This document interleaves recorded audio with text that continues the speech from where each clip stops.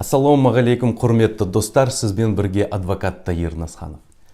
Маған қай тілде сөйлеу керек туралы ескертулер және қазақ тіліндегі сөздердің айтылуына қатысты пікірлер өмір бойы қуалайды.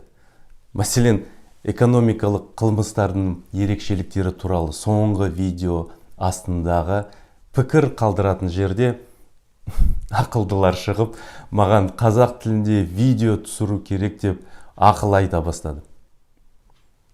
Ал тақырыпқа қатысты ештеңе айта алмайсыздар ма? Қалай десек те видеодағы тақырып өзекті мәселе. Қылмыстық істі тергеу кезінде дұрыс әрекет ету тәртібін білмегендіктен көптеген адамдар зардап шекті. Дегенмен адамдардың оған шаруасы жоқ. Әдеттегідей маған ақыл үйретуге тырысады. Егер сіз қазақ тілін жақсы білсеңіз, сәйкесінше видео жасаңыз, ғылыми жұмыстар жазыңыз. Неліктен сіз осыларды ана тілінде жасамайсыз? Мен қазақ тілін сәби кезден үйренген жоқпын, өкінішке орай. Жағдай солай болды, қайтеміз енді. Алматыда өсіп, орыс мектебінде білім алдым.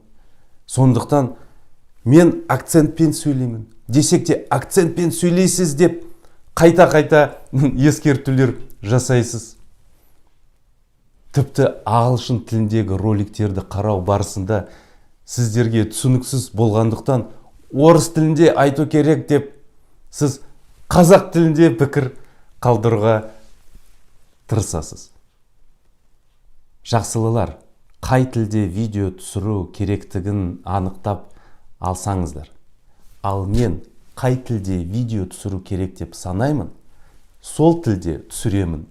Менің арнам білім беруге негізделеді және мақсаты құқықтық сауаттылықты артыру болып табылады.